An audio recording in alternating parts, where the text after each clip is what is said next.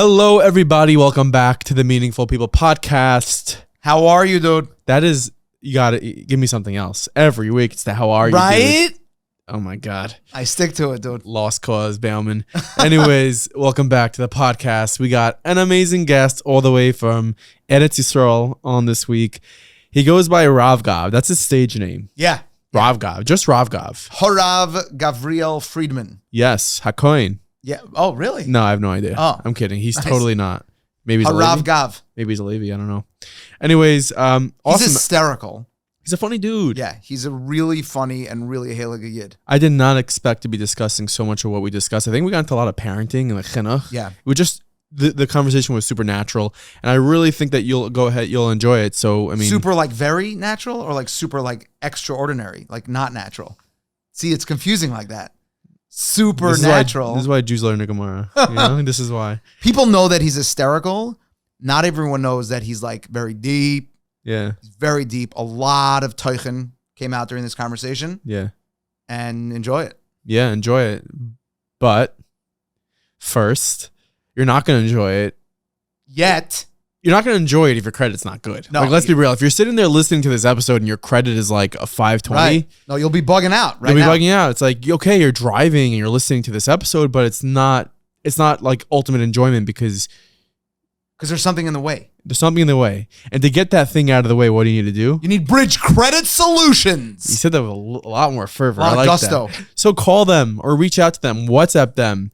Get in touch with Bridge Credit Solutions because they will take your frown and turn it upside down. I made up that line, by the way. That's good. I made up that. Just right now? Just a second. Right here, right now. I should patent it. You really can. But first, Bridge Credit Solutions. reach out to them today. Go ahead in the show notes or description. Click that link and get in touch with them and gain financial freedom for the rest of your life. And then enjoy the episode. Ciao. You are listening to the Meaningful People podcast. The podcast featuring our nation's most impactful, influential, And meaningful people. Very excited to be sitting here with Rabbi Gavriel Friedman. Does anybody ever call you Rabbi Gavriel Friedman anymore? No. I had a very serious question related to that, by the way. You know, when we lane, there's Mila Ale and Mila Ra. Oh, no, here we go. Is it Rav Gav or is it Rav Gav? That's big. I've always been unsure. I'm okay with either one. Okay. Okay, you're good with Either you're one. good with it. Yeah. I think the original was Rav Gav. Original. Yeah. Was the original Gavriel Klasko? Oh, so the original Rav Gav or whatever he goes, Yeah. Milel Milra.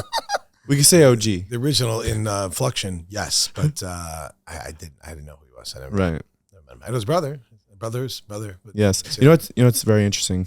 The inception. I'll tell you what's interesting. Okay, you'll tell me. and then you'll continue with Yes. what's interesting. I love the fact that we just started. That's amazing. Yeah. Yes. we start? We We did. We I really love did. the fact. I love that. It just happens. So we're sitting here and whatever, just like action. It just starts. Yeah. That's it. That's like we try to catch people off guard. Like with Avremel, I think we started in the middle of the story. People We are don't like try to catch people off guard. We just, no, it's what? I'm Fried. Yeah. And he told you his name was Friedman, right? Yeah. I don't want to say anything, but oh, okay. Maybe your name's Fried. maybe. What's very interesting is that the inception of Meaningful People, the origin story, it began when I would just have these phone calls with Rav Gav, and I think I once said, we really got to record these because these are just amazing. We would talk about, let's say, we had an event coming up that you were speaking at, and then it would just go on to such interesting topics, and then be like, we really should record these. And then I had the idea to start a podcast, and now we're here. That's amazing. Well, I remember the first memory I have of speaking with you about this Oh, was by Free plug. by downstairs. Oh, for what? I wasn't even going to say where it was. I could give a free plug to the hotel in Connecticut, but it was in Connecticut, right? It was. At the bottom of the escalator. Wow, that's very Specific. Glass That's very window, detailed. as opposed to another type of window. But there was a glass window behind you. I remember it stood out. And your back was to the window, and I was facing you. And you told me what you were doing. And I was like, you're like, yeah, can I do this? I'm like, you're like, Charlie Robbie said it's okay. I said, all right. If Charlie said it's okay, I'm in. Yeah. You're talking about in general about meaningful minute. Yeah, when you first started with the Oh, videos, yeah, it setting started up like the a few videos, months before the before that. podcast. Before I'm saying with yeah, you started by doing these clips and whatever. But Yes. you're trying to not get sued and get pictures, whatever, videos and whatever. And then that Pesach in said organization hotel, you gave a speech about Michael Phelps, and it was like the lesson. Chavich. Yes, Yeah. the lesson was about that like 1 second, right? Yeah. What's that story? You want to say that story? That's a good memory. Go for it. Say it. I mean, people said, "Wow, that's such a good memory." Maybe it's not such a good memory. It's just it stands out because it's the only event that you had in that place or whatever it is. It's the first time type of thing. Right. That story was in the Olympics in 2008. Could it be? Is that what it was? We'll beep it out if it's not. I think. Yeah, By the way, 2000. we had an episode again. The episode of Avram Fried. That'd be hilarious. We said somebody's Why did name. you beep that out? Was that inappropriate? Somebody's name Lieber. He was not in Rabbi Sons. I know. He was in like Or Chadash. Someone Terrible. commented. Someone commented already. He wasn't in Rabbi Sons. Okay. It's a big blunder there. I Big know. trouble now. Be careful with what you posit here. Yeah. Anyway, there was what do you call it? The Olympics. There was a Michael Phelps. I think it's 2008. I think you're right. 2008. Beep beep. If that was it, we're gonna totally beep the whole thing. Anyway, so in 2012 in the Olympics, there's 2008. This guy Michael Phelps, who many people know who he is, was going for the golds. He's going for the golds. He wanted to. He was rocking it. He had already won 6 gold medals in that Olympics. Good Mike. Good old Michael. Yeah, Mikey Mike. Yeah. Michal is mamish. So if he would have got one more, he would have tied the world record. The world record was a guy named Mark Spitz, who was also a swimmer back in the day. I think he was in the 70s. Beep, if not. And, well, there's our theme. And, you find your theme early on. Yes. Well, we found it. There it is. So let's make it a long one there. You better edit in some beeps just for fun. Yeah. You're not gonna? I totally will. Throw in some beeps. Surely Start. You should start. You have like these little teasers. Just beep, beep. Wow, this like it has a sound machine here. I wish I knew which ones made what, but like I feel like it would be like a chandelier sound if I hit one of them. Crashing. So anyway, this guy, Mark Spitz, held 7 gold medals. The most you can win in Olympics that you're able to in swimming is 8 gold medals. And he had 6. One more, he's tying the record. He's facing off against, there's 8 of them, I think. 8 people swimming at the same time. And the guy who was favored, I think, his name was Milorad Chavich. You familiar with the name? No. I am now. Right. So exactly. Nobody knows who he is. And the reason why nobody knows who he is, because he didn't win. Right. Mhm. So when you could be the second in the world and nobody cares about you. Yep. Right.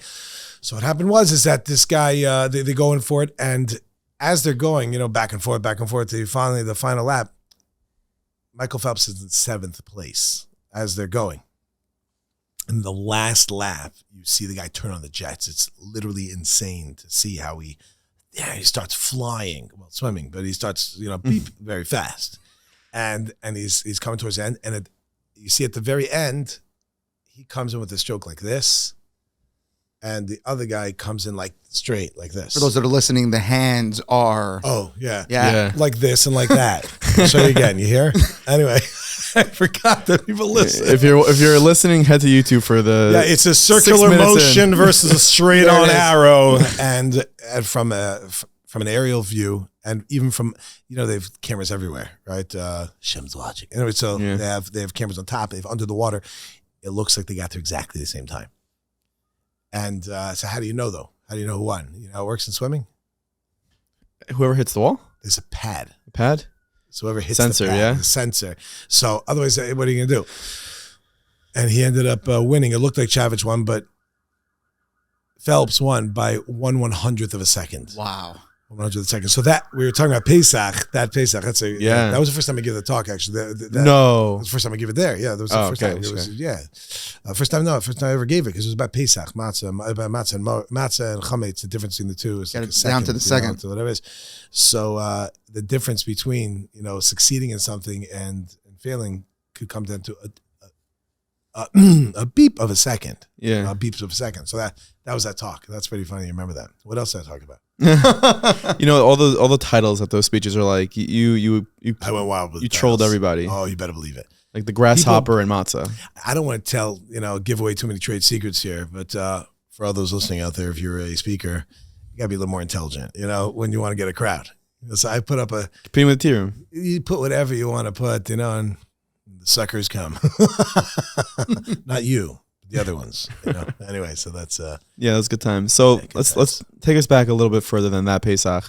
So the day before, I was on my way there. Gavriel Friedman, you were born and raised in this very place, not this office. I don't know if this building. No, I'm originally from Los Angeles. My father was actually Are you from serious? Los Angeles also. Nice. I'm the third of 4. I have 3 sisters. And This is He's mirroring. Right this now. is this is your life. This is Momo's life. it's Moshe Adon right there. Oh, okay, It's Moshe Adon.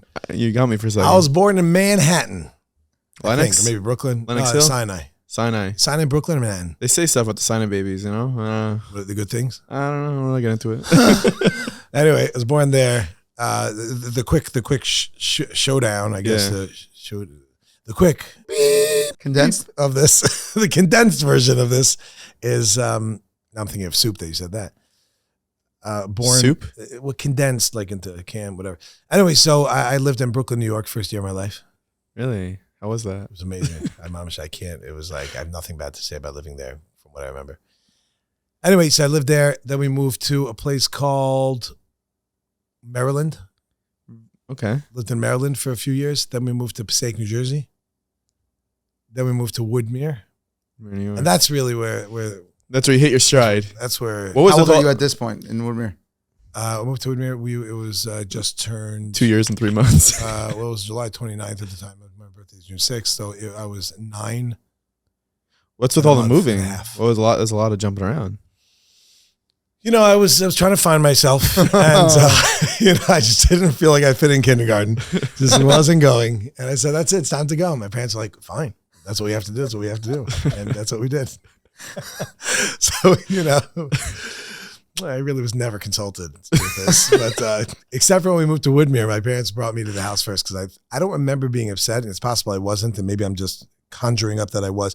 I just know they let me come first. Now my siblings are gonna find this out, but they let me come to the house first when we moved to Woodmere to pick a room. I got to pick my room first. That was nice. Yeah, Are you like the? and they sent me to the shed. It was a whole thing. How many siblings? How many siblings do you have? I just told you, How many? Did I hear? Mashada.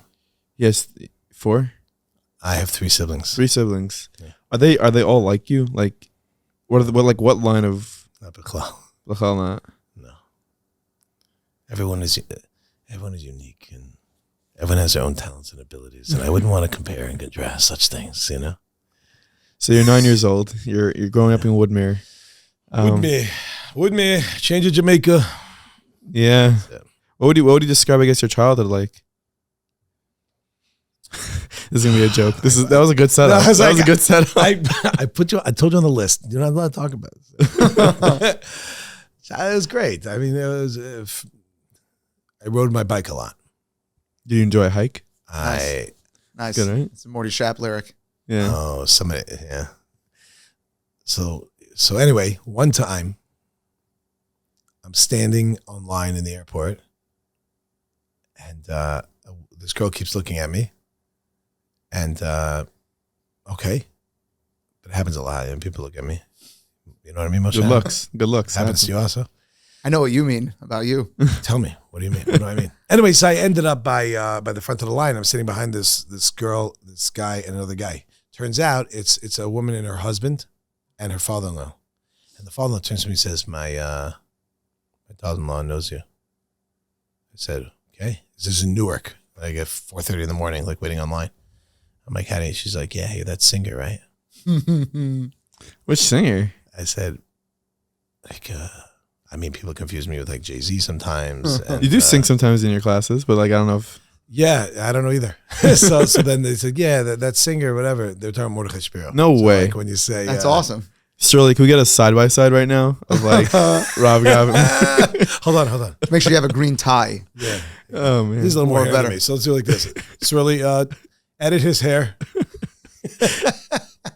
Anyway, but back to your question though. What was it? I forgot. I don't even know. See, Woodmere. Woodmere, yeah, 5 towns. Oh, you rode my bike a lot. That's what I said. Yeah. When I moved, I would just ride everywhere. I would ride everywhere. My goal is to get lost, to like learn the place. I would Really? I found back Lawrence, and I realized this is serious business over here. Mm-hmm. Where I grew up was not that. I was borderline Cedarhurst, with all due respect for you Cedarhurst people, but I was like Mamish border Cedarhurst. Make it to Lawrence, but I used to bike there. Very nice. Yeah. So that's it. Child was great. I mean, school was amazing. I loved school. DRS. So I didn't love school at all. I really had time at school. Actually, I heard maybe you had like early admissions. Forced early admission. Yeah, that's after DRS that you're talking about. That was already yeshiva style. DRS. I was a first year of DRS. I was people go, oh, first graduate in class. I said I didn't say I was the first graduate in class. I said I was the first year, and that was great. It really was very good. Although school never really worked out for me at all. School Well, like you weren't a good student. I don't know how you define a good student. I'm not sure what that means, but if you mean a model student, Yeah, I guess. I was not a model student in the sense of what the world pushes upon one to be. I find today that a lot of people who are rabbis, successful speakers, they have this common denominator that they just didn't do well in school. You know, it's interesting because, I teach an Aish. And in Aish, a lot of people, what I would say, maybe you don't know. So I'm saying Right. You probably don't know. It's habit. So I'd like to retract that. Perhaps you're aware of the fact that there's a certain genre, and I think that, like you just said it, I came in once, I play guitar. Morty, I play guitar. Anyway, so I play guitar, and I'm amazing. And I come in once with my guitar, and one of the guys says, does every rabbi play guitar? Like, what is this? It's true. And the answer is, well, every rabbi that you're going to meet will. In other words, because if you're in Aish, then no, it's not just Aish. In other words, it's those who are out there, and I think that I never really thought about this so much. I'm just thinking about it now. So I'm going through different. Not everybody's the same like this, but it's a certain like thing that you do. This is who you are. You're not stuck in a box. You're out of that box, right? So when you put a person like me and you put them in a box, and then you wonder why are they having a hard time there? Is it because I don't want to be there? Mm. So I want to be out and going. So what happens? Eventually you get out there. And you see it, by the way, it's not just in speakers, like people that are speaking and whatever, but you see in the business world also. I'm sure many people, those that are like the go-getters were never. Look at all these guys in like Boulevard of Americas and Lakewood. I'm not going to make a generalization that none of them are good students, but I just, a lot of people who are successful in business. I have no idea what you're talking about. Where did you lose me? Boulevard of Americas? Boulevard of Americas, Lakewood? Boulevard of Americas is like a street in Lakewood that has like all the offices. Lakewood people now? I know nothing about Lakewood. They're like the new Wall Street. Yeah, I've been to Lakewood twice in my life. Like I remember a wedding and a funeral. Right, That's me it. too. Like, by the way, I've only been there for weddings and funerals. Yeah. go of Simchas. But going back to the system for a second, is there something that we could be doing better to cater to those that belong out of the box? Very hard. To cultivate those skills? This is the question. But I wish I had an answer to tell you I think it can be, there's a lot to be done specifically. I can't say what to do generally, but specifically, certainly, let's stop and try to understand what's happening over there.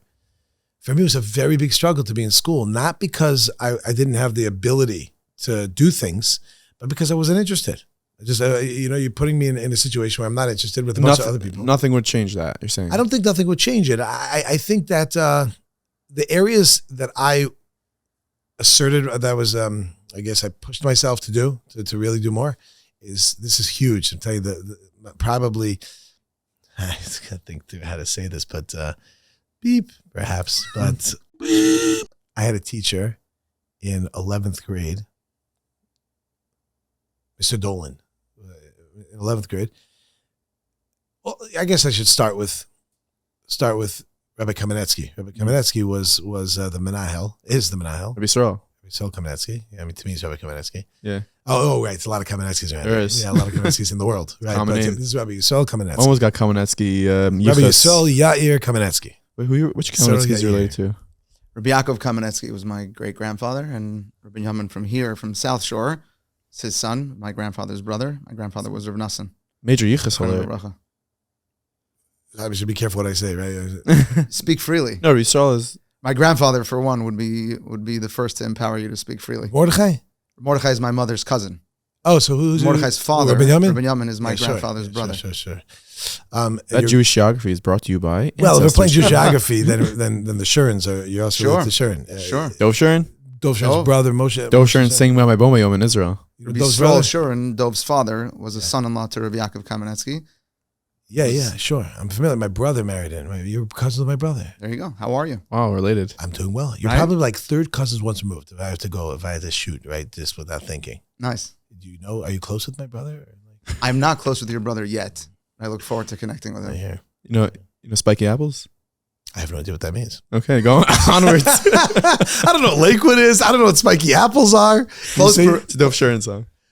Oh no, I'm not holding. But I do know. Yeah.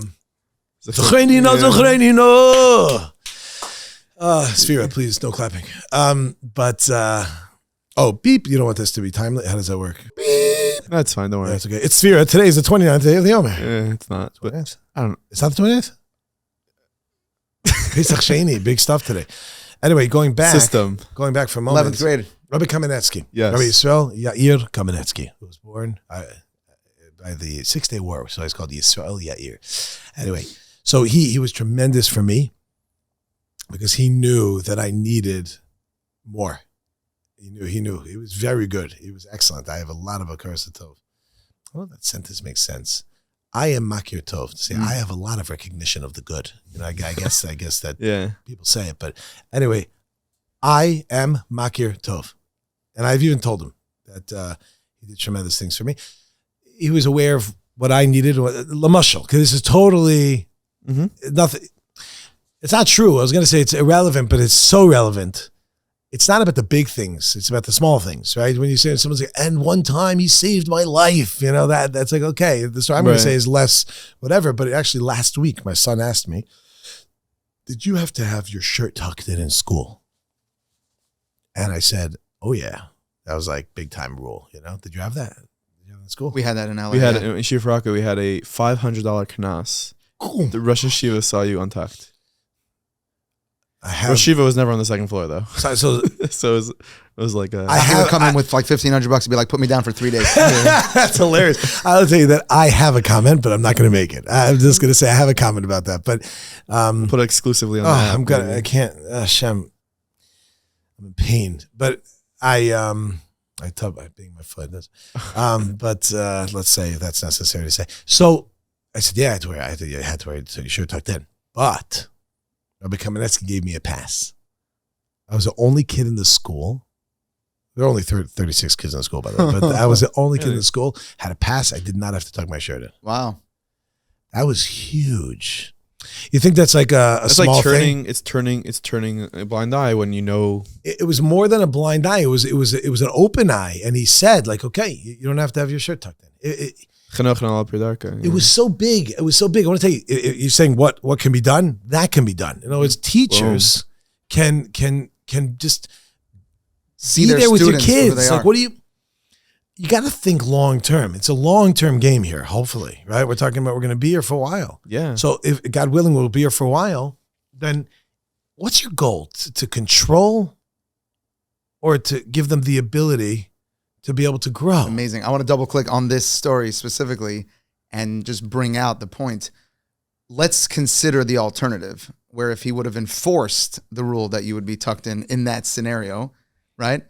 Would you be sitting here today? What impact would that have on your life today? I don't think it would have been positive, that's for sure. Maybe sitting here in a different. Exactly. Maybe- Just that we're doing a different podcast. Maybe working for like NCSY. I don't know if that's tucked in people. I'm not sure if that is what it is, but yeah, I don't know if that would have whatever. If it would, the one thing is that it allowed me to listen.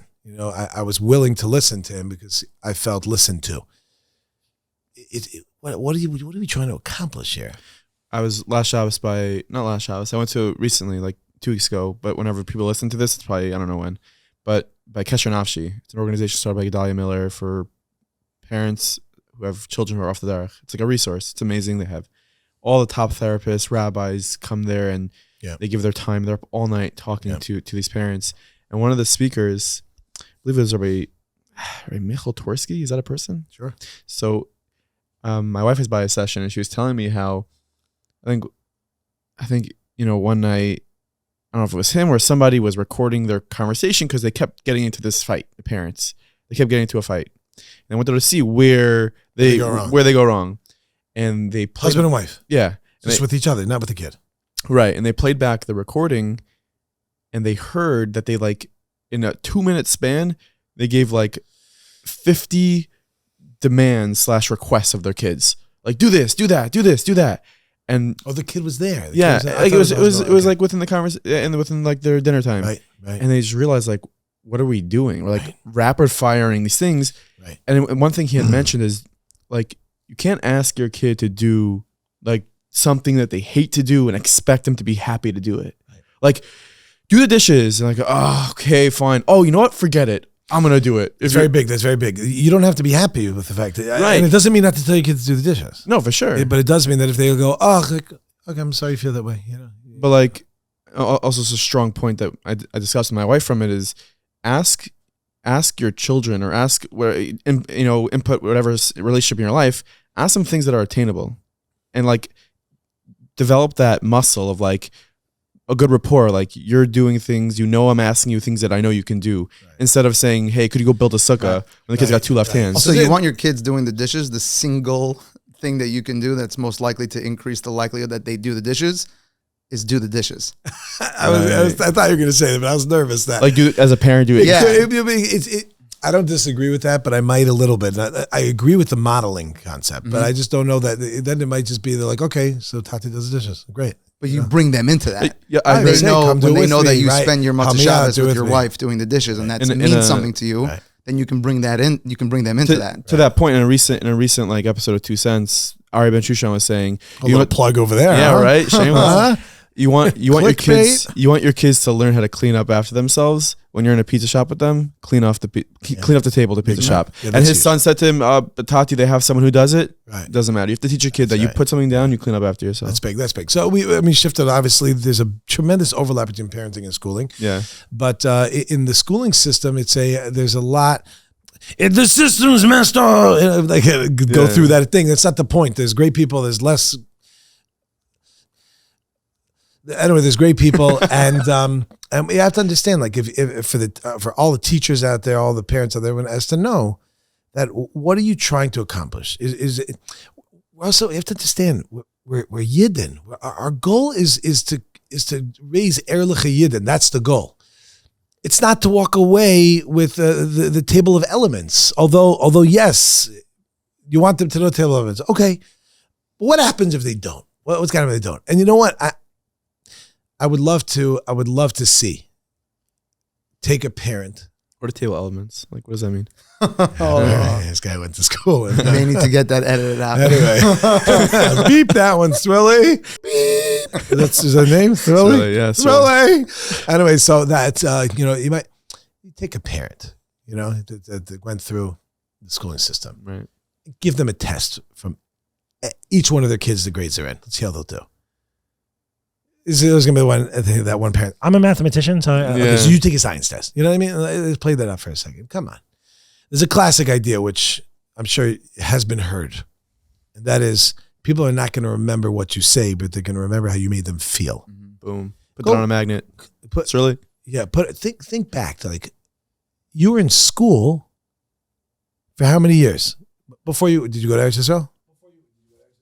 I went to Eretz Yisrael, so before you went to Eretz Yisrael, did you go to 12th grade? I did. Okay, so show off, right? So you went. You didn't go to 12th grade. Neither did I. Didn't work out. I think we didn't go for different reasons, maybe. But we'll get to that. Kindergarten through 12th grade. I didn't do math, so my math ain't so good.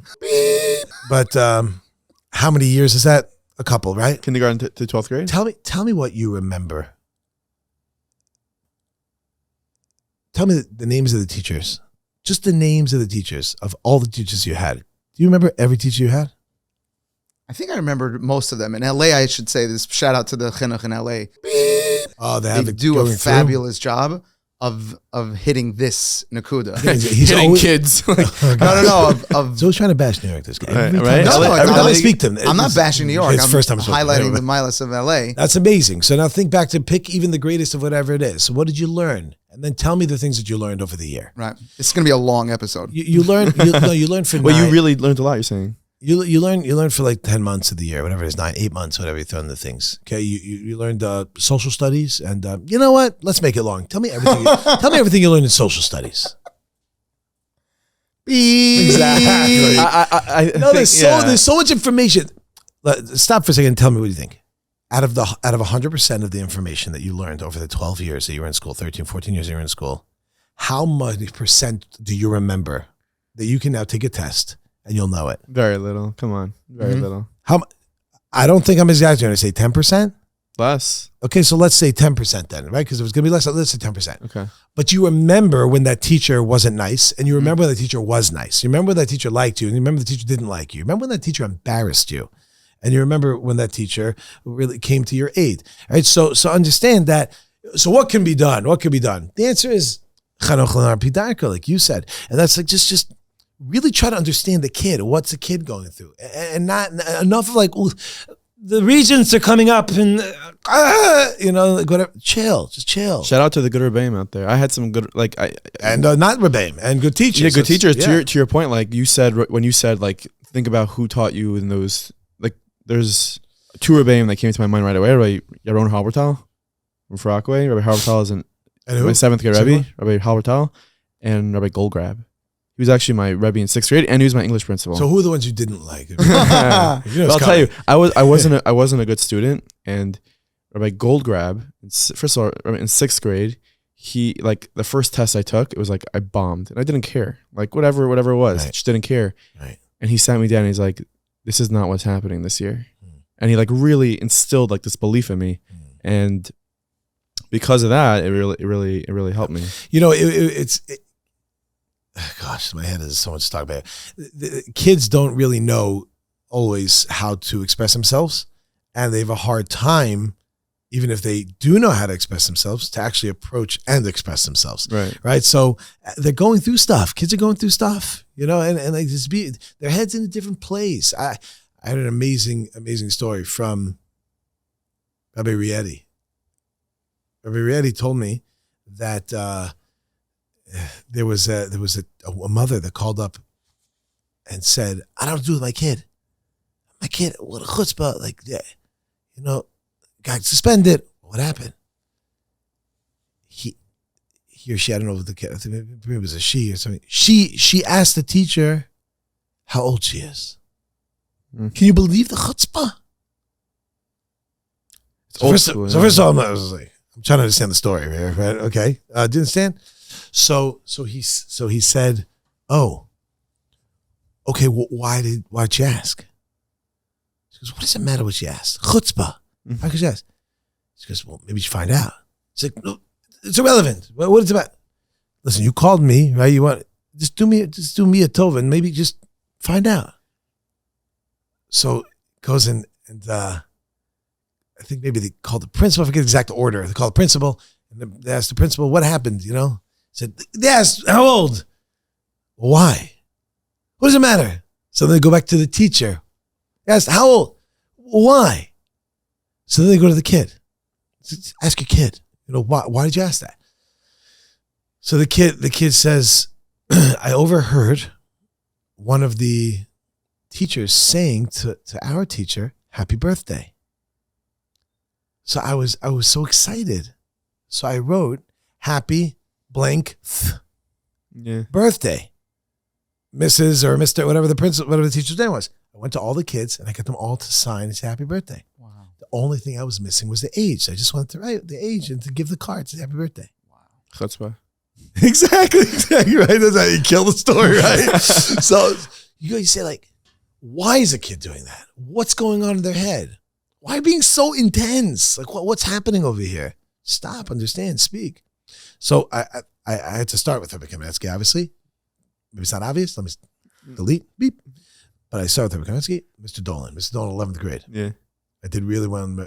I get it. For all, I don't know other teachers that are, if they're going to see this, I'm not disregarding. Some of you I am, and you're happy I am. Just make that clear. And you know who you are. Yeah, no, there's a lot. I can go through a lot of different teachers that were really, really helpful. But one in particular stands out was Mr. Dolan, 11th grade English, Christian guy.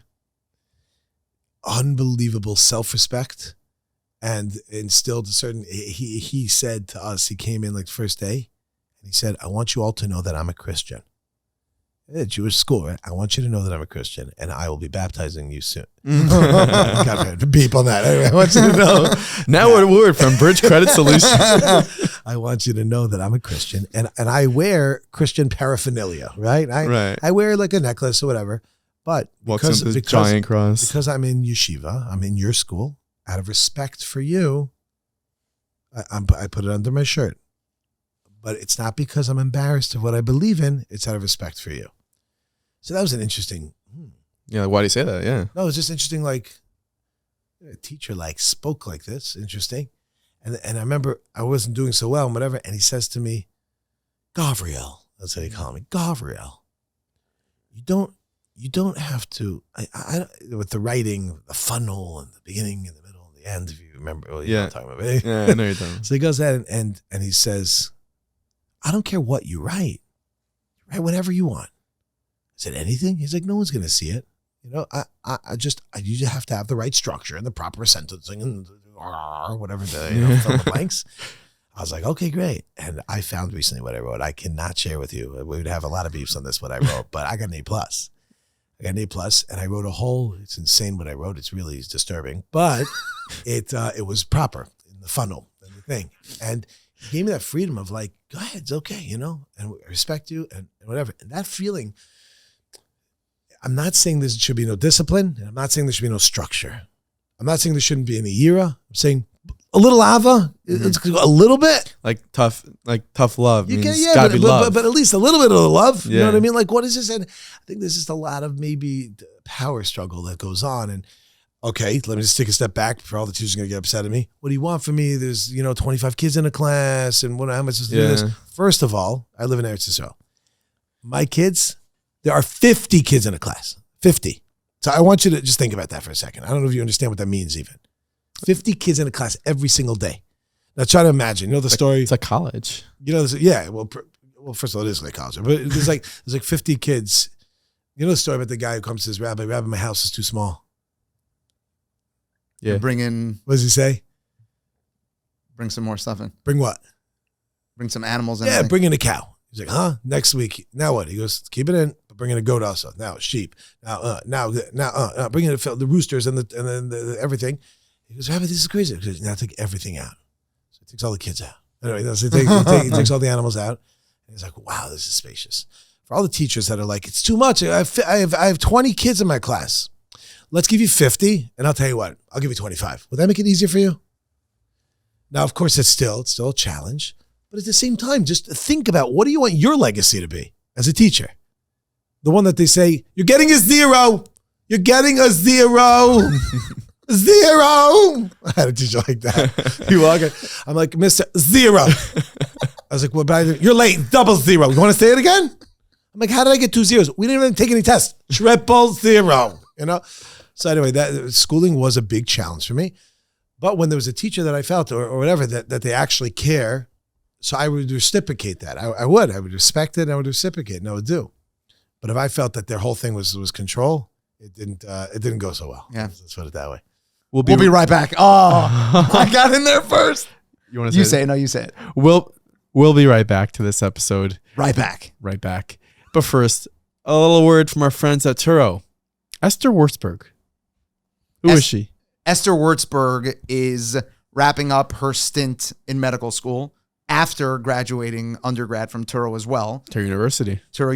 So she's full on Torah. And she actually had an incredible experience where her own mother, unfortunately, Aleha Shalom, passed after a 10-year battle with cancer. And it was her relationship with her mother's oncologist that really inspired her to go to medical school. And she wanted to be the type of doctor that can play such a meaningful role in the lives of their patients and their families. And that journey began at Torah University. So, education is more than what you see on the surface a lot. There's a lot behind it, and there's a lot of impact you can have on people's lives through education. And that journey for you could start at Torah University. So I encourage you to go to turo.edu/more and find out what your future can hold, because you could be changing lives every single day. Enjoy the rest of this episode. Oh, by the way, one more thing about Turo. They have the most comfortable swag. They sent me like a sweatshirt. I got to give you one. Their swag is really comfortable. So if you don't get anything else from Turo besides for a comfortable sweatshirt, it's worth it. But like tuition's expensive, but like that sweatshirt though. There it is. Now back to this episode. You mentioned an overlap with parenting and schooling and teachers. Big time. Let's zero in on the intersection where in today's day and age, and I don't want to make any assumptions about how it works in Israel, but I know in America, it's so hectic, and the hecticity of everyday life is such that for the parents to even interact with the teachers is a challenge. And you have your 15-minute slot at PTA, and maybe you're on a WhatsApp chat. And how do we collaborate as parents with the teachers of our children, the mechanchem of our children, to help shape that product? There was a meaningful minute 3 years ago when my son had a surgery. I remember when my son had surgery. One of my kids had to have a surgery, and I sent out 2 meaningful minutes. The first one was about davening for him because he was having a surgery. He was little. He was like, I think he was like 3.5 months old. So that's like, first one's daven. The second one was after the surgery, everything was good. And I was just thinking to myself how I have a question for that parent. And by the way, I'm included in this big time. I'm not negating myself to this. And I just had this thought a week ago, two weeks ago. 2 weeks ago, I remember I was thinking about this because with some of my kids. I want to ask the parent who says, I have a hard time. I'm too busy to be able to whatever. Chalila, if somebody had a child that was sick, would you say, I'm having a hard time making a meeting with the doctor? I'm busy? Is that what you would say? Chas v'shalom. Or do you literally turn over Shamayim v'aretz to find the best doctors and to stop your work? You take off. Which is what you did with your kid. Yeah, which is what I did. I'm saying my wife did a lot more of the work than I did, but to go ahead and find the right people and to make the meetings and to drive. It was in Petach Tikva. To go, it's an hour drive to go there and drive back. Just to have a meeting with someone for 1 minute and then to come back and then to go and then to come back and then to have the surgery to come back and then to follow up and come back and go to this doctor and that doctor and if the story is unmeaningful. We had a whole event. We had an hour and a half event. We had like 1,000 people there. In Brooklyn. Not like it was. First of all, it wasn't 1,000 people. It was 900 girls, and there was like 100. They made a men's section. We did, Remember that? I think your wife was sitting in the men's section. Yeah, whatever. We don't talk about that now. Beep. But so you're picking up on this, and I made a video of it, a meaningful video. And in the video, I don't remember how I put it into words, but it was. What do you mean? You turn over Shamayim v'aretz for their physical health. Is the ruchnius any less? And now let's put aside ruchnius for a second. Is their mental health any less than their physical health? It says in mental health, you don't see as much, but it's there. And their spiritual health? How are you kids doing in their learning? How are they in their avodas Hashem? How are they doing in their Gemara and their Chumash and their Navi? Believe me, I have a lot on my plate personally. In other words, in terms of like what I'm doing. My own personal learning, my teaching, whatever. It's like to be involved in like my kids also. It's a lot. But I thought to myself, what's the alternative? To just keep doing this and just wait till something goes wrong? Right. Deep. An ounce of prevention is worth a pound of cure. So even though it's hard now. Benjamin Franklin. Is that? Yeah. So Benjamin Franklin, beep out that. Really beep him out and put me in. An ounce of Rav Gav. Put me on the bottom.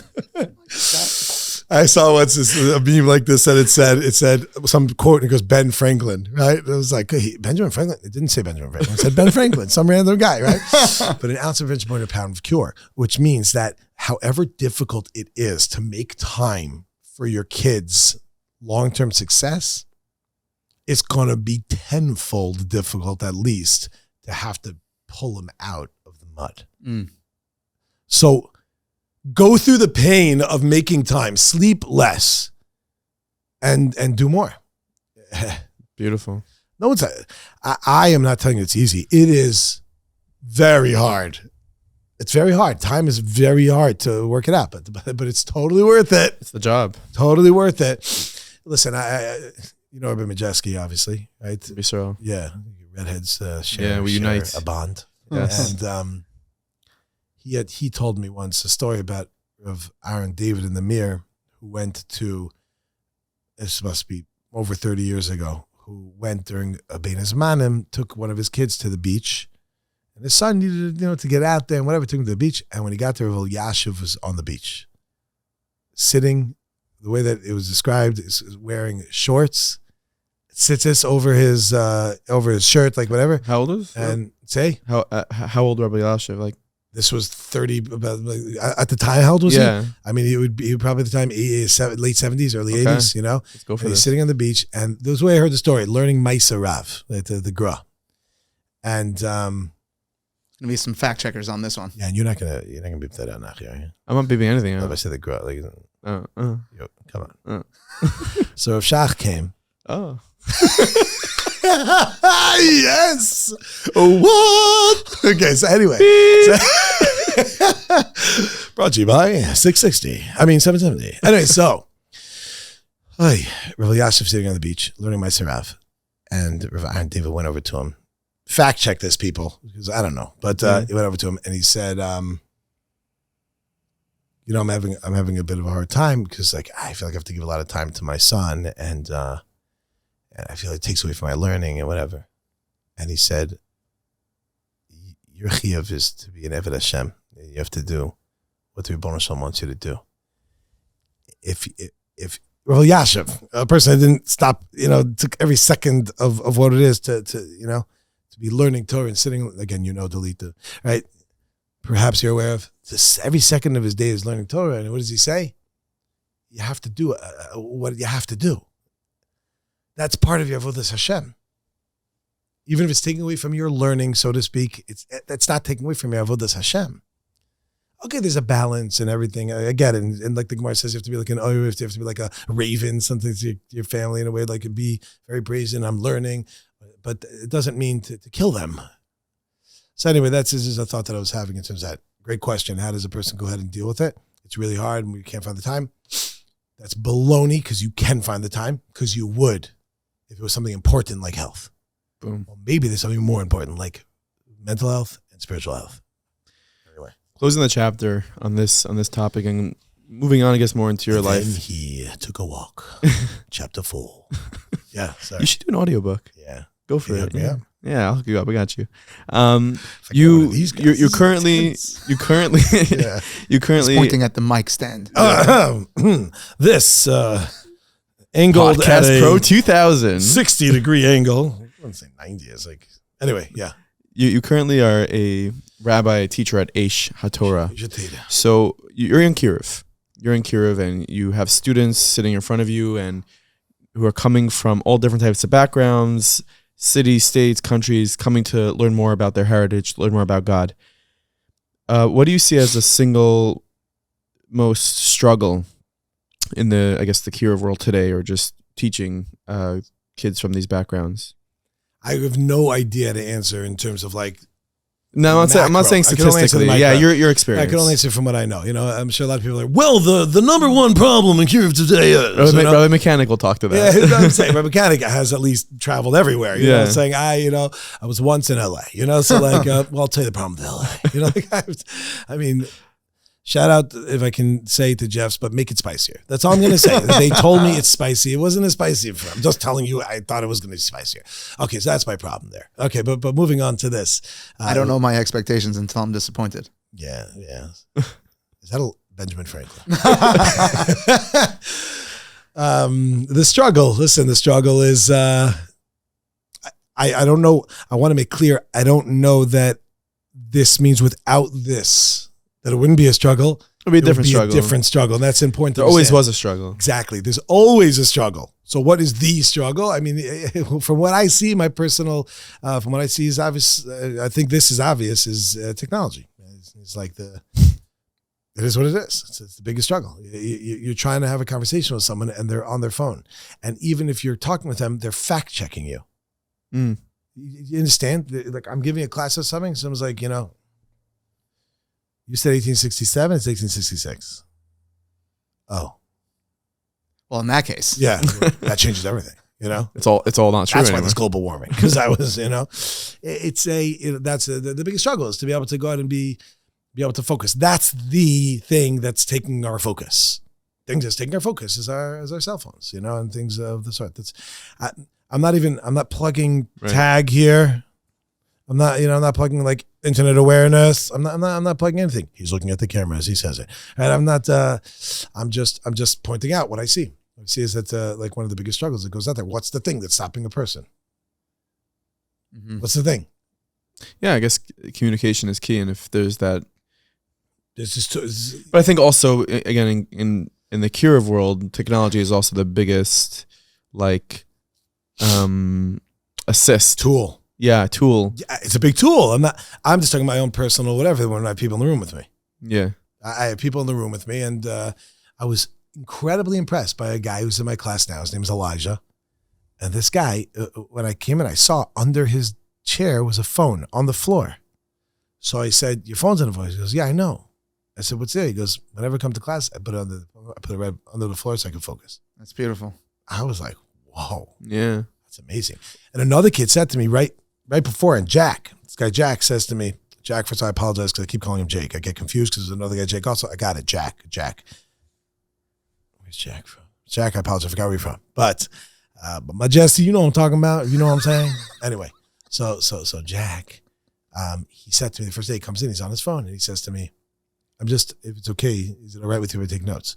And I was like, okay, very respectful. Like, I don't know what people are doing, whatever it is. Right. So like, that was impressive. What are some of the I guess the topics that you're teaching these kids, these guys? For me, it's always one thing. What's that? That's not true. There's many things. But the one theme that comes up a lot is called endgame. Give me like a 3-minute like synopsis of like a lesson, like a day in the class of Rav Gav and Aish HaTorah looks like. It really depends on what's going Rav on. Gav, by the way, that's been established. Rav Thank you very Gav. much. Gav, Yeah. An emphasis. That's Mill. Beep. I don't know what's L The or Ra. Ra. Saying I kicked the other class about. Teacher didn't respect me for that one. Anyway.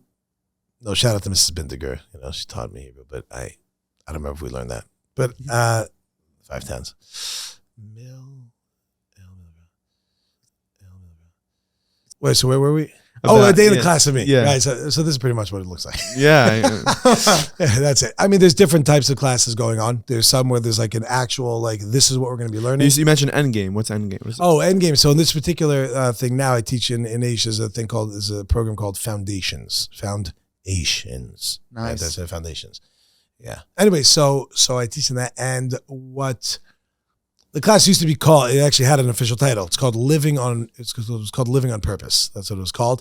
And we were going through Shulchan Aruch, just explaining what we do and why we do it, and focus and kavana, etc. The most recently, what we've been talking about, endgame means that anything you're going to be doing in your life, you got to figure out what's your end game. Where do you want to go? Right? I don't know how to say this. What's the cat's name from Alice in the Wonderland? Cheshire or Cheshire? It's really. Let's really beep that in. What's the question? The cat in Alice in the Wonderland, whose name was Cheshire. Fill in the blank there. Cheshire, I think.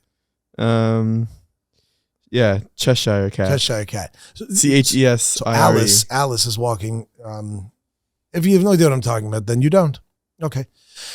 So this character is walking to another character. Alice is walking to a cat and says to the cat, "Which way should I go?" And then the cat says, "Well, where do you want to go? Where do you want to end up?" He goes, "Doesn't matter." He says, "Well, I guess then it doesn't matter which way you go."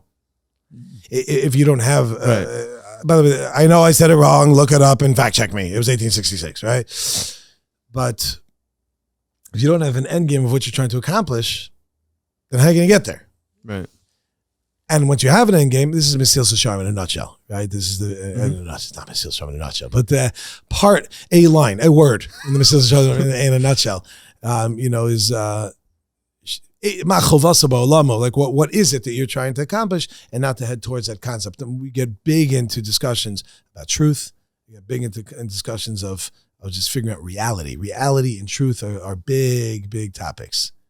big topic. So that's what we've been dealing with actually the past couple of weeks. Do you find that these guys that come before you have more of a thirst for Torah study than people who are, let's say, from birth? I'm going to expand a little bit. You mean, do I find that someone who's not from birth has more of a desire than one who's from birth? Yeah. Or more like of a seriousness. No, it's hard. It's hard. Because think about the question for a second. Do I feel like these particular guys? The answer is there's a lot of from birth people that have a big thirst. People that are secular that have a big thirst, and people that don't. More of like a general, yeah. No, it's not. I don't know that it's so that they have more than a person from birth. I think it's just only when they wake up they do. Right. Before they woke up, they had no thirst, just like a from birth person had no thirst if they don't wake up. And when the from birth person wakes up, he has a thirst like that guy has a thirst. We just tend to see the Bali Tshuva and the whatever as like passionate, and those that are not as not passionate, less passionate, and that could be. I kind of, because like I know I do mentorship with Olami. I know Momo does as well, and I find that when I'm speaking to my mentee who is 22 years old, somewhere upstate in America, in New York, and there's such a fire, such a fire for things, and I kind of wish sometimes I had that. His name is Joshua. Okay, what about Scott and David and Alexis and Jordana and Michael? I can't answer that. They have absolutely no drive, which is why you're not learning with them. So you picked the one that happened to call you. That's in the system, yeah. So let's talk about a guy who grew up in a from home and he's also passionate. You understand? So it's not. You see, I think it's a big paradigm shift there. Mm-hmm. What? I think it's a big paradigm. No. Fix that. Paradigm, what? Was that a bay? Yeah. Wow. Yeah. Digga dime, paradigm dime. Anyway, so it's for all those relaxed paradigm. Take it easy, parents. Okay, school teacher, Mr. Dolan. I apologize. Right? It's a big paradigm thought of you see. It's only the Bali Tshuva that have the whatever, and these don't. It says, no, there are people that are desirable, that are not. Is it true that a person who gets turned on will then be more passionate than one who isn't turned on? Yes, because they're turned on and they're not turned on. That's a big deal. I mean, I think now, I have seen a desire in those that are what we call fifib, if you'll excuse my language. Mm-hmm. The desire from birth, from birthers that it's like the X generation and the whatever this is, the fifth generation. I found that many people are yearning or searching. They're thirsting. That's what I've seen. Yeah, and that earnestness of Bali Tshuva, which to Nachi's point might sometimes stereotypically be assigned to that demographic. I think even people that are from birth, they can learn from them and take some of that earnestness, and we all want to be Bali Tshuva. 100%. There's always something in our life that we can. I want to be clear that there's nothing to do with the person who is secular and became religious. It has to do with we can learn from the midah of passion. There are from people that are passionate. Sure, it's just easy to identify a person who because it's a contrast. Yeah, that's it. It's a contrast. But if you take a person who's from birth and has a desire, you can learn from him too. You know what I'm saying? It's not like, well, you see the Bali Tshuva habit and we don't. The answer is that's accurate in the actual sense of the word Bal Tshuva, which everyone tells the story. The guy comes to his Rebbe and the Rebbe says to him, are you Bal Tshuva? He says, no. He says, why not? Yeah. Okay. End scene. But exactly. Rebbe gives blessing, and then, curtain down. But essentially, yes, that is what it means. The Bal Tshuva is the person. I shouldn't even say the person is a Bal Tshuva, the person who's yearning. A person who's yearning. Learn from the passion and the drive of Aaron Leib Steinman. I'm saying, learn from Rav Chaim Kanievsky. Learn from Rav Moshe. Okay, so these are the biggies, right? Yeah, because they had a drive and a passion and a fire. Right. Our as a society, our tendency is, I heard this line once, the most celebrated are the rehabilitated. And someone was telling me the other day, you should have someone on the show who just wakes up in the morning and does exactly what he's supposed to do. 100p. And plugs away and is passionate about it and is just crushing it. I heard a story. I don't want to say which rabbi. He's excellent. I don't even have to say it because I'm not going to say who it is. But he said a story, and it bothered me, a story, because he told a story, exactly your point, about a guy who had to go, some crazy story, and he pulled out his teeth for Yom Kippur, and and is amazing. And the guy wasn't from at all, but he had pulled out his teeth in order to get out of the army to not work in Yom Kippur. Okay, a beautiful thing. I'm not downplaying that. That's amazing. That's a big thing. I want to tell you another story. There's a guy who woke up in the morning. He said, Modani. He didn't watch Negavaser. He almost put his left shoe on first, but he didn't. He put his right shoe on, then his left shoe. Tied his left and his right because he was right-handed. Then he went to shul. He got there 6 minutes early. He stopped. He thought about it, etc. Finished the scene. We have this thing. I heard a comedian speaking once about a guy who lost 100 pounds. And I was like, yeah, congratulations. He's like, what do you congratulate? The guy got fat. And they lost the weight. I never got fat. Why don't you congratulate me? All right? And it's not to downplay the person who lost 100 pounds. Kol hakavod. But it's up to the person who made the choices to not have that happen. But that's like, it's tough. Like in every scenario that exists, like kids in school where there's this one kid or even in a family, the kid who acts out and he didn't act out today. So the parents gave him tickets to a sports game. Like I never acted out. Why was I, so to speak, in the way that you said, what do I think, thank God, successful in life, that I'm living a healthy lifestyle in certain areas. Why is it that that's the case? Because I was a bad kid. So I got a lot of attention. So you think all kids need attention? Of course, kids beg attention. Even the good ones. What do you mean, even the good ones? Human condition. I mean, even the ones that aren't crying for attention. Absolutely. You look at the kids that are the good ones, so to speak. What does that mean, good? So let's define it. I don't good like the means word. Yeah, good. Good, the definition of good in this context means he doesn't act out. He does what we tell him to do. We have control. That's what it means. Oh, he's such a good kid. Why? He comes on time. Sits in his seat, doesn't yell, does his work. Oh. Right. It's what compliant. You mean by good is you totally own him. So like he's your slave. That's what you mean by good? What? That's terrible. Yeah, you're a slave master. Right? It's a terrible thing. So what are the kids doing good? Are we giving them, credit for that and building them up? So what do you think is a healthy balance for, I guess, you could plug in teacher home, like for a home, they have 5 kids. Maybe giving each kid a night of the week. Like every kid needs their time. Every kid. I can't tell you that. That I couldn't tell you whether it's give each kid a night of the week, because if you have 12 kids, then you're gonna have, you have to see every other week or whatever it is, and say, it's your month. Can I know you have eight children, right? Not that I know of. I know. Way off. You're close. 7. Something like that. Yeah. But anyway, we don't count. Well, yeah, you have no idea. Yeah, whatever. Ask my wife. But anyway, the point is that, but they're wonderful. I give them a lot of time. But yeah, the answer is give time to your kids. Give time to your children. Make sure you're spending time and that there's something there that they feel that.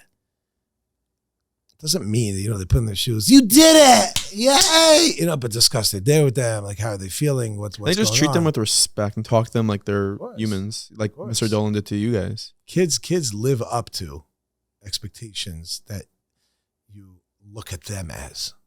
So I heard an amazing line from Neely Cousins. She's a speaker. Yeah, California. California. She's from Cal. No, she lives in Israel. She's in Israel. Mixing her with someone else. Philly. Yeah, maybe she's not from California. You're talking about Palti, maybe.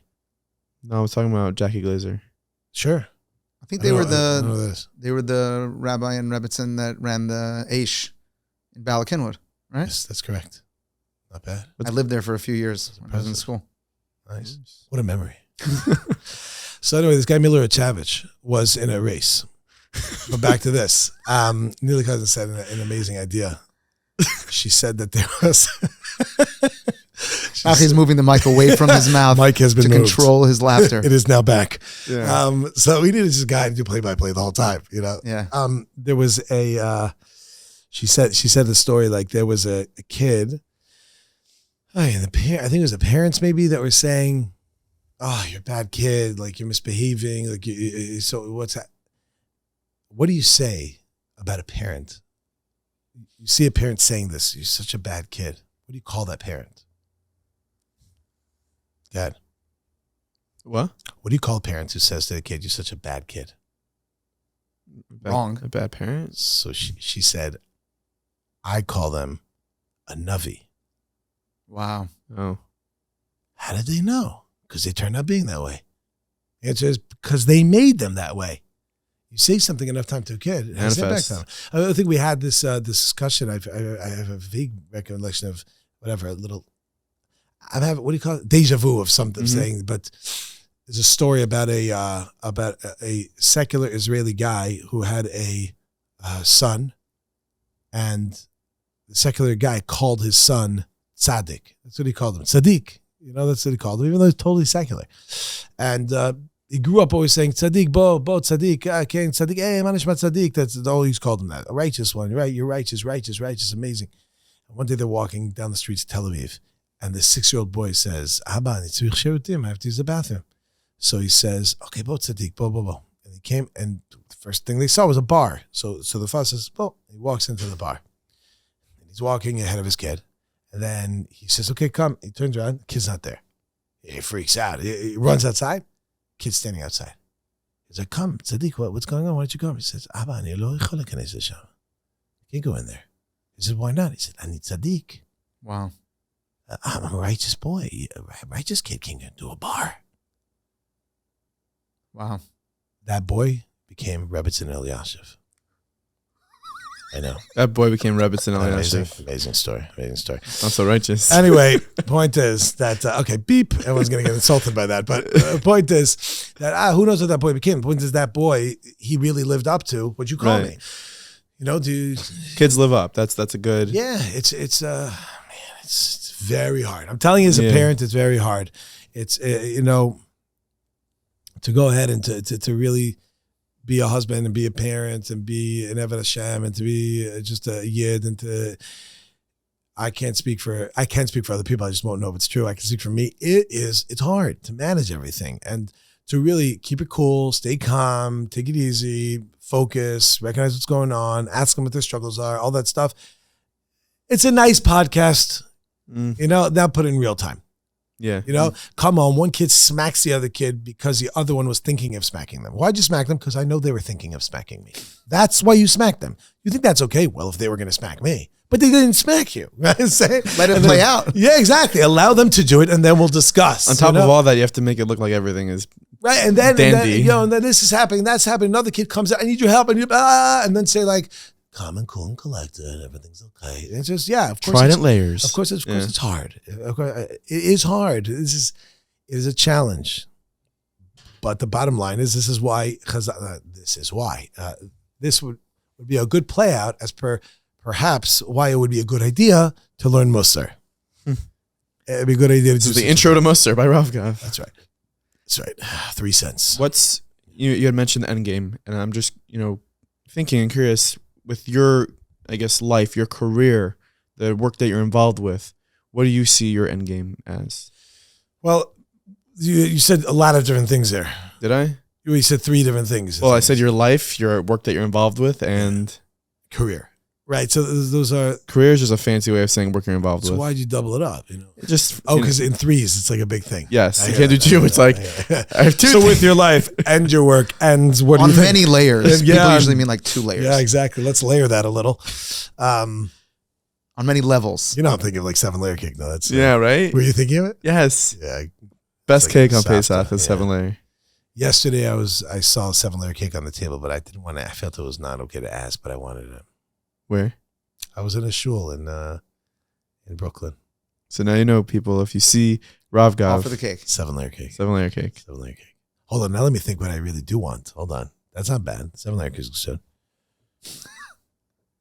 Tomahawk steak. Tomahawk, medium well. Cut it and put it back in for another minute. And then, You got it. Yeah. So what's your end game, Rav Gav? My head is somewhere else now. I don't know if I should go there and say it now. If it's anyway, okay. So, I don't want to talk about. I'll talk about all 3 of them or 2 of them on different layers. But the generic end game over here, in terms of me, is to maximize me. To find out what that is, I'm working on it. I really am working on it. Dveikus is really the end game for everybody, which means quite literally glue. To be attached to Hashem, trying to overcome. I guess it's unbelievable how many Sfarim I'm just going to go through. Basically, it's not unbelievable. It's believable. It's going to quote another sefer. Right?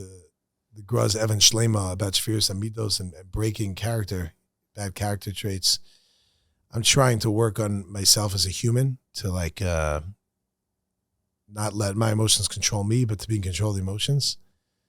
And in terms of the greater, like what I'm trying to accomplish, I think that I am using my kohos. The question is how to do it more efficiently. Should I be branching into other things, or should I be dropping certain things? That's a constant thought. Mm-hmm. It is a work in progress. It's an active thought, I should say, more accurate. It's not constant. It's an active thought. It's on the front burner. Tab is open. Front burner, low flame. Yeah. You understand? So it's like it's not gonna get burnt. Like chicken soup. But it's there. Chicken soup's so good, by the way. We should do this. We should do these into a soup. We should each have soup, no? Yeah. Well, I usually ask this question to. I was going to say it's because it's your most valuable resource that you have, which is your time. I was going to say soup. Yeah, I also thought I was going with soup. Yeah, go ahead. Knowing how you allocate it, right? That's the struggle. Yeah, it's an idea which I like to discuss a lot is being adam la'atzmo chaver and makom, and the different levels, and really, I think it goes in order. If a parent does it properly, they will help build the Bein Adam La'atzmo. As the kid develops Bein Adam La'atzmo, they'll be able to extend that to Bein Adam L'Chaver. And once you have those two, Bein Adam La'Makom is just a result, right? It's a result. It's an outcome of those things. Obviously, there has to be a focus on that and continuance also, not just fall into rote and whatever it is. But that's it's an overwhelming question. I usually ask the question that I asked, that I usually frame it differently. Like, when all said and done, Ad Meva Esther, Mirta Hashem, like, what do you want? When people say Rav Gav, like, what do you want the next sentence to be? Like, what do you want to be remembered for? It's not a morbid question at all. Is it? It's not morbid. I said Ad Meva Esther. It'd be weird if I said like you say Ad Meva Esther, you hit that morbid level right there. It's an instant, with the yeah. Does anybody really want comes out? Here it comes.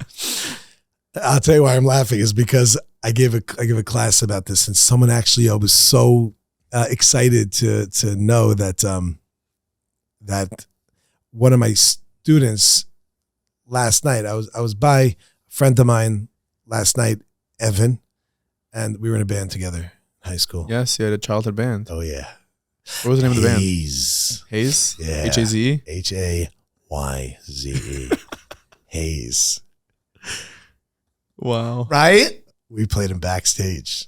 No way. Yeah, bowling alley? We were the first. Wow. This is like for those that's a ago. bowling alley in the Five Towns that has. You know what? You probably shouldn't publish that. But anyway, beep. Exactly. We were like 15 years old. It was crazy. Yeah. They paid you in like lanes. We had to pay them to like let us. And it was totally illegal for us to be there, I think. Yeah. You have to be like 21. To be like 21 to get in. It's a kosher. It's not kosher. It's not kosher at all. But it looks nice on the outside. It looks like we did it. Does it though? The outside does. It's a nice thing. Anyway, I was by Evan and I taught in a seminary over 10 years ago. And Evan messaged his sister that he was messing with his sister. So he said, "Oh, do you know my sister?" I said, "Yeah, she was a student of mine a bunch of years ago." And the funny thing is I generally don't know any of my students that are girls. I'm going to make that very clear. I just don't. It is what it is. I don't get close. Yeah, I remember my sister-in-law was in seminary and she wanted to get a meal by you and you're like, I just don't. Not a chance. No chance. I don't do that. No, don't do that. Don't do that. And I imagine if all, like you said no to me, you'd probably say no to everybody. to you, your sister, you mean? Yeah, I was asking you on behalf. Yeah. No, girls. That's a whole nother topic. Should we talk about it? Anyway, so what she said was, so he left the bed. He said, "Oh, I'm here with Rav Gav," and she said, "Oh, I always remember a class that you gave, and it was about Tov Leches al Beis Evil Mileches al Beis Hamishta." The pasuk says in Koheles, chapter 7, verse 2, Zion Beis. It's better to go to house of mourning, a casa de luto, than it's to go to a fiesta, than go to a boda, a wedding. Right? It's better to go that. Even though it's a Beis Hamishta, it means like a wedding. Why? Because it's the end of all man. The live person plays into their heart. So when you said, what do I want it to remember it or whatever, one of the things that I discuss and ask people to do, which is morbid is the word I use, is what do you want written on your tombstone? So I came home one day and I was thinking like, I tell all the people about this. I wonder what people are going to think about me. What are they actively going to think about me? Not what I want, but what's going to be thought about. Right. And my daughter was like playing with blocks, sitting there. She's probably 3 or 4 years old at the time. And I came over and I said, Nava. That's her name, by the way. That's why I said that. I said, Nava, what's the most important thing to me? She did not look up. She didn't flinch. Is my meter going to be okay? You're good. She did not look up. She didn't flinch. And she goes, the bathroom. I was like, what? Can you imagine? Here lies Friedman. Love the can. That's how I'm going to be remembered. I was like, what? And he hasn't gone to the bathroom since. I stopped, yeah. I don't know in America. And no, why did she think that? Why did she think that? The answer is because I went to Aish. I come back from Aish and I used to bike. The first thing you do when you come back home. You go to the bathroom. That's what she saw. So that must be the most important thing, right? Wow. So when you ask that question, that's what comes to mind. These So are long, drawn out answers, but the first thing you do when you come home, that's what you're going to be remembered for. Yeah, basically. So what you want her answer to be me? What do I want? What's the most want her answer to be that's me. nice. That's nice. Yeah. That is what I wanted. What I would want, and not out other people what they write per se.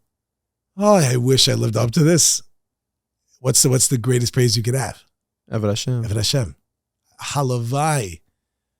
I should try to begin working on my Yetzirah and actually doing that, but I don't think there's anything. What else do you want to have on there? It's something. Did Kiruv? Rav Chaim is Matzeva lists all Sfarim. Okay, there you go. There you go. Shifting gears for a second, I think you have a front seat to a struggle that plays out for people that encounter Yiddishkeit and they make a difficult decision, and sometimes it plays out slowly, almost always slowly. Yeah, over time. And they embrace it, and they embrace Frumkeit, and they bring it into their life. And what that requires people to do very often is let go of some of their family and some of what goes on within their family if they grew up differently, if they didn't grow up in a Frum household. And it's a very difficult struggle, and being sensitive to their parents and their siblings and all of those family dynamics while still embracing Frumkeit. How can you guide people that might be listening that are encountering that struggle? Yeah, that by the way, if on a different level of intensity, is even somebody who grew up in a Frum home. Right? Somebody grew up in a Frum home. Frum, Shomer Shabbos, what I don't know what Frum means to everyone, but whatever it means in your head, right? Grew up in a Frum home. You have a kid that goes to yeshiva or seminary, they come back. What parents love the most when kids come back is when the kids yell at them that they're doing borer. That's their favorite thing. There's nothing more that they want after paying $25,000 for you is to hear you saying you're a guy. That's like essentially, that's the number one mistake kids make. They come back and they become like educators and whatever it is. The reality is what I like to say, unless it's like unhealthy, and dangerous, but putting aside that, I am not at all big on saying break ties with your family. Not at all. Don't break ties with your family. Keep that relationship with them. In a way that's not going to be dangerous for you. Be careful how you do it. Doesn't mean that you have to go ahead and get in the car with them on Shabbos in order to show them you love them. Show them that you love them, but you have certain standards that you do. And it doesn't mean you have to live in their house. Everything, this depends, circumstantial on what's going on. But there has to be a respect and a love. A kid that becomes religious and says, I'm not like my parents anymore, and let's say the parents are secular or whatever, even if they're from, but not the same level of what they want to be doing. I'm not saying higher or lower. There's not the same level of what they want to be doing. So now what? So now your parents are different than you in one area. Therefore, they're different than you in every area. And therefore, they did nothing for you in life. And therefore, you shouldn't respect the things that they've done and how they built you. What are you talking about? So there's an area that maybe that you don't see eye to eye on. That doesn't negate everything that happened. So there has to be that mutual love and respect. The challenge is when it's not reciprocated the other side, right? So when they feel like, oh, you became that, so you hate us. And say like, no, I love you and I want to have a relationship. Whatever, that's what you're going to do. Okay. You have to continue showing the love as much as you can. If it's getting painful in a way that you're not able to do it, so then case by case. But the general answer to it is no. You don't break off ties. You don't move off. With friends, it's a different story. In other words, friends and acquaintances that you grew up with. This is my best friend in high school, whatever it is. Okay, that doesn't mean you have to continue that friendship, because that can really be dangerous sometimes. And even with family, it can be dangerous. But it's family. It's a different gang. But whatever. It's another discussion. And as we wind this thing down, any parting words? He just made noise with his mouth. For those watching, listening. For those watching, for those watching without audio, we're gonna cut it here. Really appreciate you coming in. I'm gonna ask you one more thing. I want to say one thing before you ask me this. Hold that thought. Are you gonna forget it? Go for it. Are you gonna forget it? Forget what? What are you gonna say? Nice. I'm so confused. You're about to say something. Are you gonna forget it? No. Okay, hold that thought. Okay. You went to another thing. I wanted to say something earlier, but I didn't want to say it after you asked me. I want to point out that kids that are in school now, if anyone who's a kid is listening to this, and by kid I mean elementary school, high school, or even university, college, whatever it is, it's very, very crucial that if you're having a hard time, to find someone, a parent is ideal, assuming you have that type of relationship, or a teacher, to try to express what you're going through. Because, maybe the teacher should know better, but they're also very busy and they don't know what's going on in your head. And if you would express it, you can help yourself so much. Mm-hmm. To go and say, I'm not saying that you should go start spilling the beans on the fact that you're the one who lit the fire in the garbage can. I'm just saying that if there's something you're having a challenge with, go and speak to someone that you feel that you can trust. Speak to your parents about it. What can we do to help me succeed over here? Because the challenges are real. And it's just, I'm working and it's hard. I'm in third grade. What do you have to do in third grade? I'm in fifth, seventh grade, eighth grade. What are your challenges? The answer is, I'm having a hard time here. Like saying, I'm in school. I don't want to be here. What do I do? The answer is that have a discussion of saying, like, what's the best way to go about this? And if you have open communication with that and discussion about it, then hopefully that can make a big difference. I imagine it helps to start before there's a struggle, before there's a problem, Ounce to of create that prevention, relationship Benjamin. So that it comes up within the context of that. Yeah. Nice. He's kicking me under the table. What are you talking about? Rav Gav, I hit it once. I just had to keep going. No, you wanted to say something. What were you going to say? No, I forgot. No, I didn't forget. I was going to wind this down. I'm going to say that I'm going to ask you one more question, but it could only be listened to on the Meaningful Minute app, this final question. So if you're listening, interesting. If you're listening on Apple, Spotify, or YouTube or anything, you could just download the app and hear the final question. This is very sticky. Okay, so the last question I want to ask you, you're all very impressed. Yeah, dude. I was kind of thought about this on the spot. Now he gets a new mixer and he's going off the rails. Right. You had a health scare a few years ago. Indeed. And many people were davening for you. And I want to bring this up not just for, purposes of, what happened, but maybe if there's sort of a lesson that you can speak out, being how close you were, to just like in such a rough matzav, maybe you can just tell people what happened and what you maybe were able to walk away from it with. So there's a few thoughts that come to mind.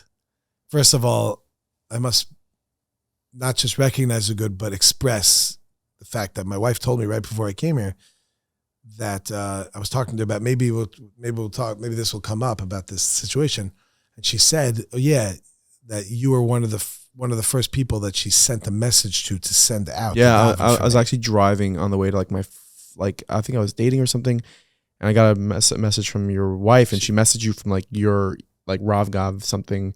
I pulled over, and she's like, "You need to post to tell him he's not doing well." And yeah, do you know the story? Do you even know what's going on? He has no idea. It's what's happening? I was ill. I was quite ill. The very quick version of the story, just to bring everyone to the context of what's going on. And there's a much longer version to this, but the quick version. But thank God, I think I'm better. I say I think I'm better because I didn't know I was sick in the first place. It was a very quick, sudden onset, and I ended up in the hospital. It was with I went in with what's called septic shock, which means I had a blood infection. Infection got into my blood and it was going to all the different organs and it was basically shutting things down. Wow. And long story, thank God, I don't want to ruin the ending, but I'm here. But anyway, Spoiler alert. It's a hologram. Yeah. That'd be nuts if you threw something through me now. Don't do that at me. He was going to throw something.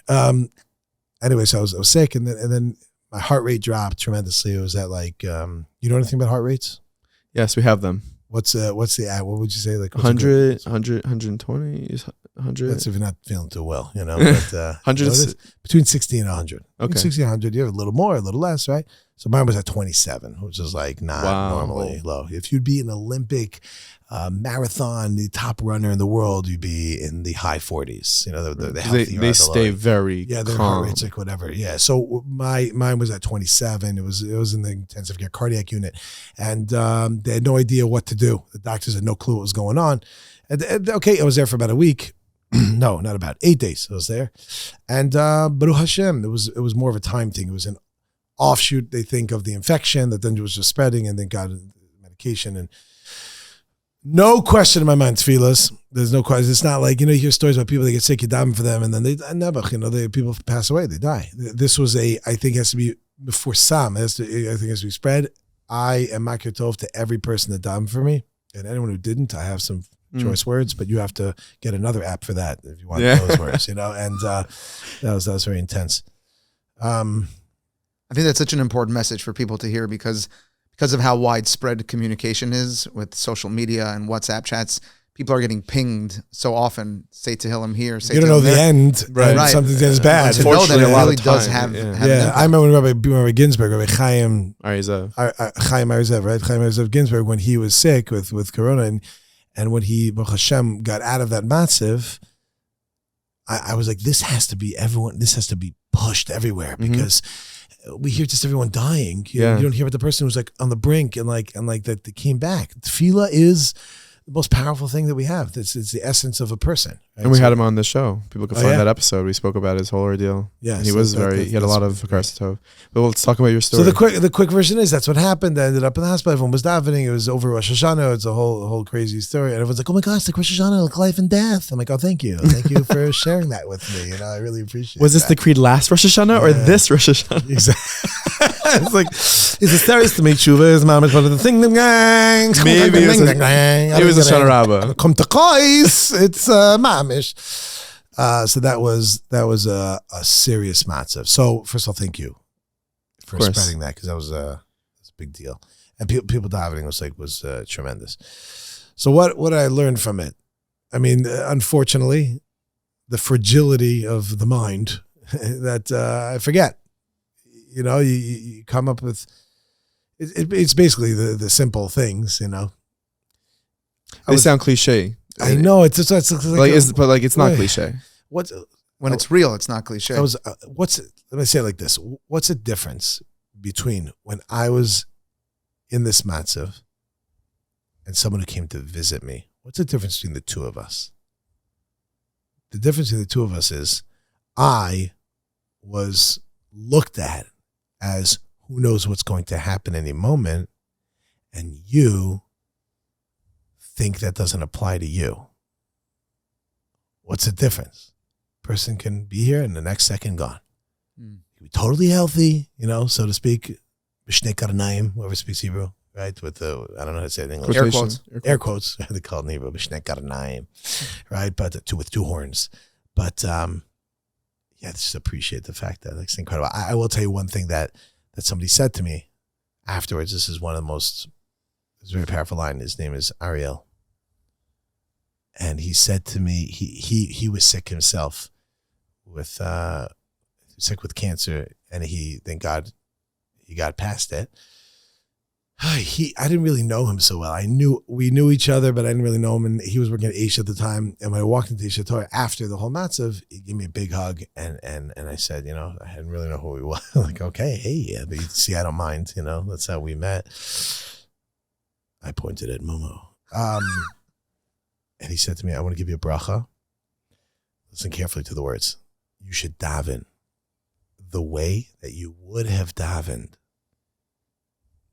if you could have davened for the rest of your life.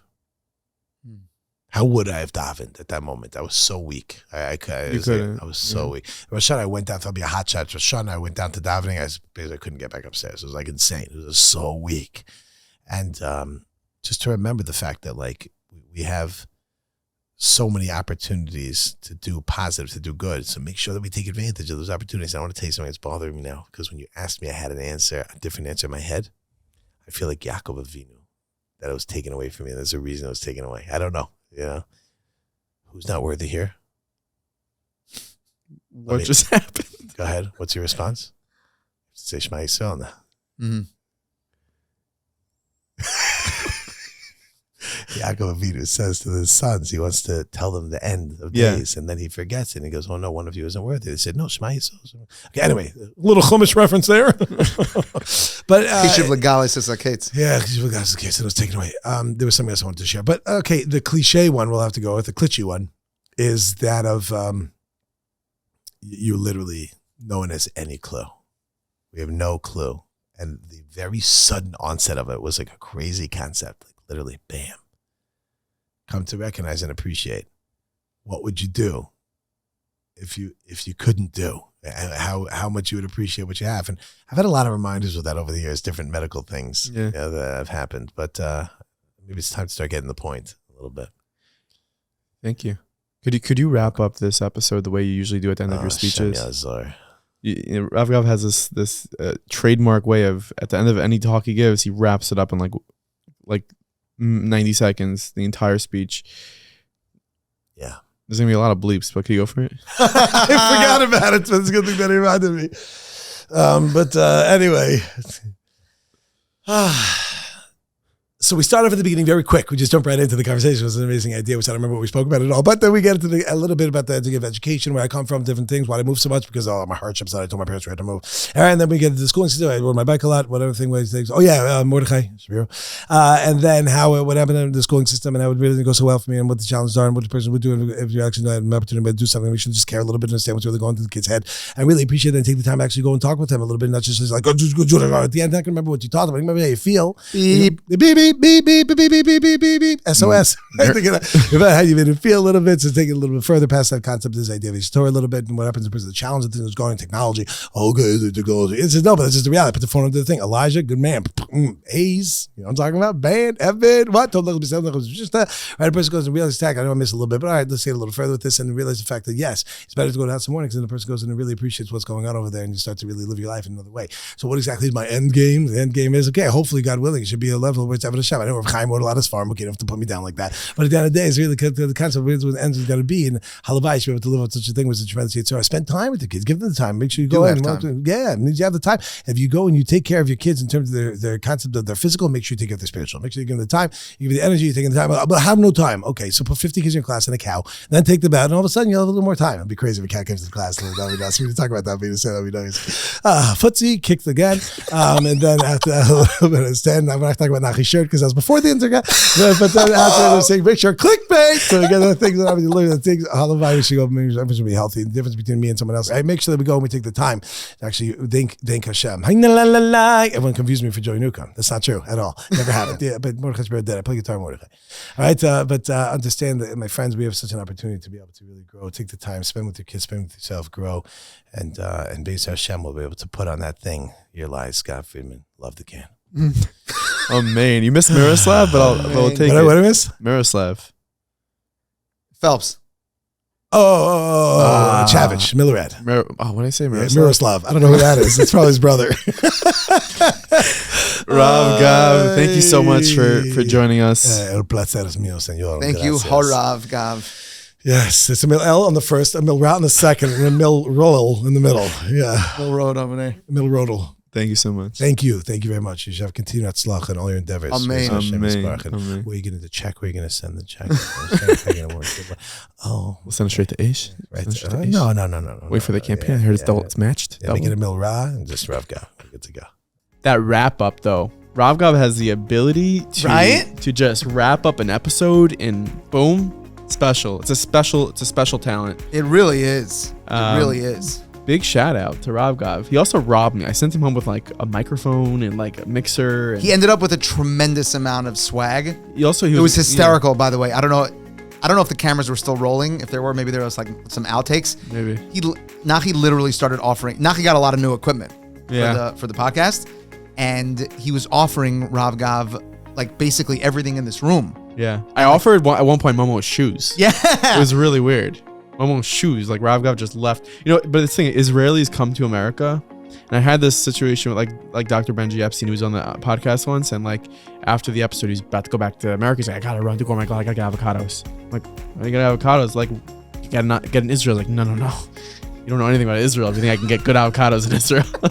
Israelis come here, or people who live in Israel, they come to America and they have to get the most random thing. Like, I need a ballpoint pen. Like, I need to get, and podcast equipment. So Rav Gav, enjoy that podcast equipment, and hopefully we'll all be able to benefit from it. And anyways, if you enjoyed this episode, please go ahead and leave a 5-star review, a 5-star rating and a review, because it really does help. It helps more people find this podcast. We love doing it. People love it. People are talking about it at the Shabbos table. Sometimes you never get that, like, oh, we were just talking about it at my Shabbos table. Like, people are very kind. What'd you say? What'd you say? Like, what'd you say at your Shabbos table? I'm just curious. Give me the whole combo. Yeah. It's like, what do you answer to that? They don't always want to go deep. No, they just want to say, oh, I was just talking about it. Yeah, they're being nice. Yeah, maybe. Continue being nice, people. We appreciate the love. We love you back. And we'll see you next week with another episode of the Meaningful People Podcast. See ya.